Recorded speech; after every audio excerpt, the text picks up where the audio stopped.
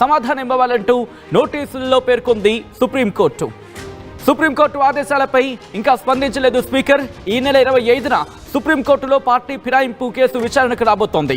ఈ నేపథ్యంలో ఏం జరిగే అవకాశం ఉందంటూ కూడా ఆ ఉత్కంఠ మాత్రం కొనసాగుతోంది. ఎందుకంటే ఈ నెల 25న రేపు లేదు ఎల్లుండి ఈ కేసుకు సంబంధించి హీరింగ్ ఉంది సుప్రీంకోర్టులో. ఈ నేపథ్యంలో ఏం జరిగే అవకాశం ఉందంటూ కూడా ఇప్పుడు ఇంట్రెస్టింగ్ డిస్కషన్ ప్రారంభమైంది. బీఆర్ఎస్ పార్టీ ఫిరాయింపు ఎమ్మెల్యేల విషయంలో మరో కీలక పరిణామం చోటు చేసుకుందనే చెప్పుకోవాలి. తెలంగాణ అసెంబ్లీ స్పీకర్ గడ్డం ప్రసాద్ కుమార్ కు మరోసారి సుప్రీంకోర్టు నోటీసులు జారీ చేసింది. పార్టీ ఫిరాయింపు ఎమ్మెల్యేల కేసులో గతంలో ఇచ్చిన నోటీసులపై స్పీకర్ నుంచి ఎటువంటి రియాక్షన్ లేకపోవడంతో ఈసారి ఈ నోటీసులు ఇచ్చినట్లుగా పేర్కొన్నట్టుగా తెలుస్తోంది. కాగా ఈ నెల 25న సుప్రీంకోర్టులో పార్టీ ఫిరాయింపు కేసు విచారణ జరగబోతోంది. 2023 అసెంబ్లీ ఎన్నికల్లో బీఆర్ఎస్ పార్టీ నుంచి ఎమ్మెల్యేలుగా గెలిచి అందులో 10 మంది ఎమ్మెల్యేలు కాంగ్రెస్ పార్టీలో చేరారు. వారిపై చర్యలు తీసుకోవాలని బీఆర్ఎస్ నేతలు సుప్రీంకోర్టును ఆశ్రయించారు. ఇదే కేసులో గత విచారణ సందర్భంగా ప్రభుత్వం, అసెంబ్లీ సెక్రటరీ అలాగే 10 మంది ఎమ్మెల్యేలు గత ఎన్నికల సంఘానికి సుప్రీంకోర్టు నోటీసులు జారీ చేసింది. బీఆర్ఎస్ పిటిషన్పై ఈ నెల 22గా స్పందించాలని నోటీసులు ఇచ్చింది. కానీ ఎక్కడ రియాక్షన్ లేదు. నేపథ్యంలో సుప్రీంకోర్టు మరోసారి నోటీసులు ఇచ్చినట్టుగా తెలుస్తోంది. ఏం జరిగే అవకాశం ఉంది దీనికి సంబంధించి కాంగ్రెస్ పార్టీలో కావచ్చు, లేకపోతే ఇటు అసెంబ్లీలో ఎటువంటి చర్చ జరుగుతుందో తెలుసుకునే ప్రయత్నం చేద్దాం. మా ప్రతినిధి మధు అప్డేట్స్ అందించేందుకు సిద్ధంగా ఉన్నారు. మధు, ఇటు అసెంబ్లీ వ్యవహారాల శాఖకు సంబంధించి ఎటువంటి చర్చ జరుగుతోంది, లేకపోతే కాంగ్రెస్ పార్టీకి సంబంధించి ఎటువంటి చర్చ జరుగుతుంది అనుకోవాలి ప్రభుత్వంలో కావచ్చు?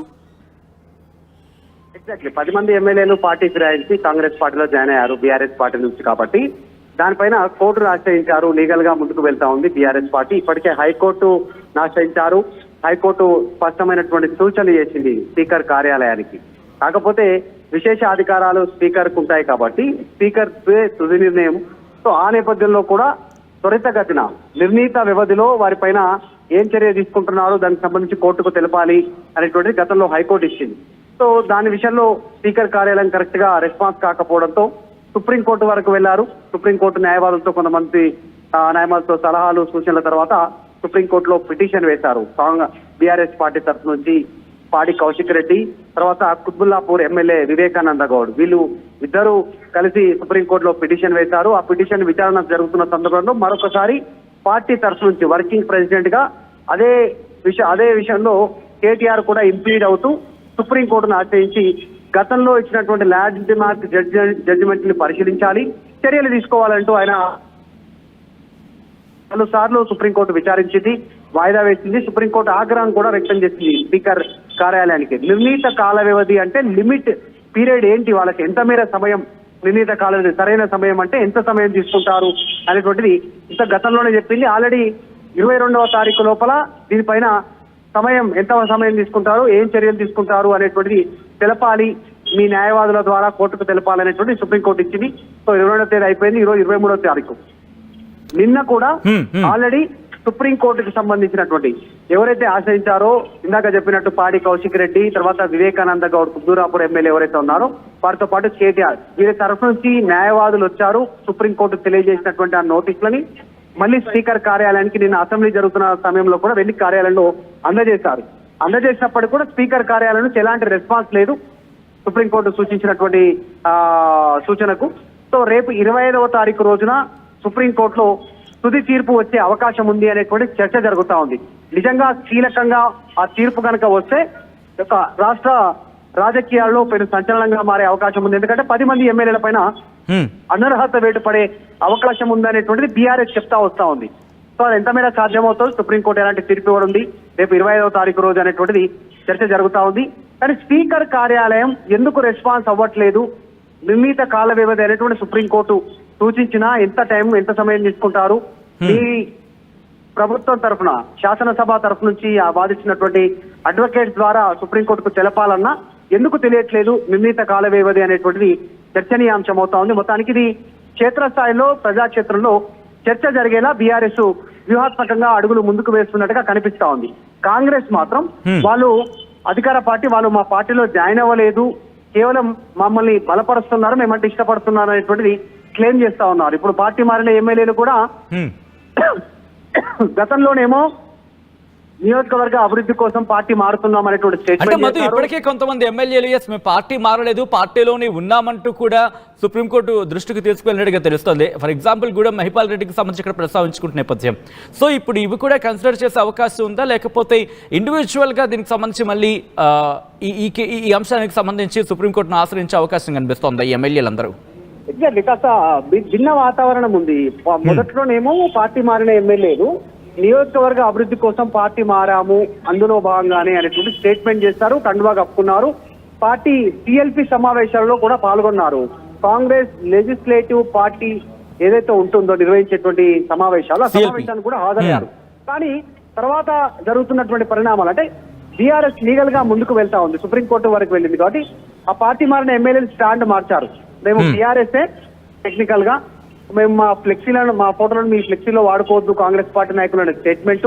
తర్వాత మేము పార్టీ మారలేదు, బీఆర్ఎస్ తోటే ఉన్నాం అనేటువంటిది మా నాయకుడు కేసీఆర్ అనేటువంటి క్లెయిమ్ చేయడం. తర్వాత సుప్రీంకోర్టులో అఫిడవిట్లు దాఖలు చేయడం మేము పార్టీ మారలేదు అని. ఈ విధానం మారింది, వాళ్ళ వైఖరి మారినటువంటి పరిస్థితి. అని బీఆర్ఎస్ మాత్రం గతంలో వాళ్ళు చేసిన స్టేట్మెంట్ క్లిప్పింగ్స్, పేపర్ స్టేట్మెంట్స్, వాళ్ళు ఫోటోగ్రాఫ్స్, వాళ్ళు సీఎం తో ఉన్నటువంటిది, టీఎల్పీ సమావేశంలో హాజరైనటువంటి విషయాలు కావచ్చు, పోటీ చేసినటువంటి వాళ్ళు ఇప్పుడు దానం నాగేందర్ ఉన్నారు, ఖైరతాబాద్ ఎమ్మెల్యేగా గెలిచి కాంగ్రెస్ పార్టీ ఎంపీ సీటింగ్ పోటీ చేశారు, ఓడిపోయినప్పటికీ కూడా అది క్లెయిమ్. తర్వాత పోచారం శ్రీనివాస్ రెడ్డి, ఆయన బీఆర్ఎస్ పార్టీ ఎమ్మెల్యేగా ఉంటూ ప్రభుత్వ సలహాదారుడుగా కొనసాగుతున్నారు, క్యాబినెట్ ర్యాంక్ అదొకటి. తర్వాత అరికపూడి గాంధీ పిఎస్సి చైర్మన్ గా కొనసాగుతున్నారు అసెంబ్లీలో, ఆ పార్టీతో సంబంధం లేకుండా. సో ఇవన్నీ కొన్ని క్లెయిమ్ చేస్తా పోతా ఉన్నారు బీఆర్ఎస్ నుంచి. చూడాలి, సుప్రీంకోర్టు ఇచ్చినటువంటి గైడ్ లైన్స్ సూచనలు కూడా స్పీకర్ కార్యాలయం పరిగణలోకి తీసుకోవట్లేదు. మరి సుప్రీంకోర్టు 25వ తారీఖు రోజున ఎలాంటి తీర్పు ఇవ్వనుంది అనేటువంటి ఒక పెద్ద ఎత్తున చర్చ కొనసాగుతుంది రాజకీయాల్లో. రైట్ మధు, మొత్తం అయితే మాత్రం తెలంగాణ అసెంబ్లీ స్పీకర్ గడ్డం ప్రసాద్ కు మరోసారి సుప్రీంకోర్టు నోటీసులు ఇచ్చింది. పార్టీ ఫిరాయించిన ఎమ్మెల్యేల అంశంపై ఈ నెల 22లోగా సమాధానం ఇవ్వాలంటూ ఇటీవల ఆదేశించింది. సుప్రీంకోర్టు ఆదేశాలపై రియాక్ట్ కాలేదు స్పీకర్. దీంతో ఈ నెల 25న సుప్రీంకోర్టులో పార్టీ ఫిరాయింపు కేసు విచారణకు రాబోతోంది. సుప్రీంకోర్టు ఎటువంటి డైరెక్షన్స్ ఇవ్వబోతోంది, సుప్రీంకోర్టు ఏం చేయబోతుంది అనేది కేవలం తెలంగాణ మాత్రమే కాదు, తెలుగు రాష్ట్రాలే కాదు, యావత్ భారతదేశం కూడా ఉత్కంఠగా ఎదురు చూస్తోంది. ఎందుకంటే దీనికి సంబంధించి జడ్జిమెంట్ వచ్చిన తర్వాత ఇది రాబోయే భవిష్యత్తులో ఎదురయ్యే అంశాలకు సంబంధించి కావచ్చు, పరిణామాలకు కావచ్చు, ఒక ఎగ్జాంపుల్గా నిలిచే అవకాశం ఉంటుంది. కాబట్టి దీనికి సంబంధించి యావత్ భారతదేశానికి సంబంధించి రాజకీయ నాయకులు చాలా ఇంట్రెస్టింగ్గా ఎదురు చూసిన మాట కింద చెప్పుకోవచ్చు ఈ కేసు విచారణ, అలాగే సుప్రీంకోర్టు తీర్పు.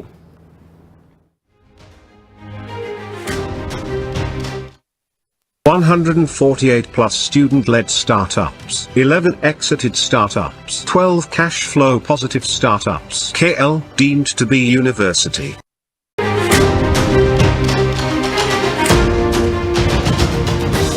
బిగ్ బ్రేకింగ్ న్యూస్ చూస్తున్నారు. తెలంగాణ అసెంబ్లీ స్పీకర్ గడ్డం ప్రసాద్ కు సుప్రీంకోర్టు నోటీసులు జారీ చేసింది.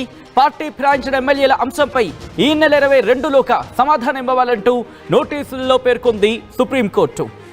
సుప్రీంకోర్టు ఆదేశాలపై ఇంకా స్పందించలేదు స్పీకర్. ఈ నెల 25న సుప్రీంకోర్టులో పార్టీ ఫిరాయింపు కేసు విచారణకు రాబోతోంది. ఈ నేపథ్యంలో ఏం జరిగే అవకాశం ఉందంటూ కూడా ఆ ఉత్కంఠ మాత్రం కొనసాగుతోంది. ఎందుకంటే ఈ నెల 25న రేపు లేదు ఎల్లుండి ఈ కేసుకు సంబంధించి హీరింగ్ ఉంది సుప్రీంకోర్టులో. ఈ నేపథ్యంలో ఏం జరిగే అవకాశం ఉందంటూ కూడా ఇప్పుడు ఇంట్రెస్టింగ్ డిస్కషన్ ప్రారంభమైంది. బీఆర్ఎస్ పార్టీ ఫిరాయింపు ఎమ్మెల్యేల విషయంలో మరో